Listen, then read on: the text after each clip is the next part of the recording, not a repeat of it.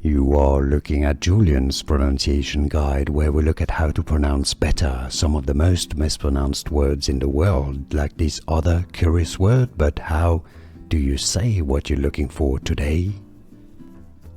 We are looking at how to pronounce this name and more confusing names too many people mispronounce. Stay tuned to the channel to learn more. In English, it's normally said as Dario, Dario. In Italian, for reference, it's said as Dario, Dario. It'd be pretty much the same in Spanish. Dario. It's easy. And now you know. More videos for you here to learn more. Thanks for watching.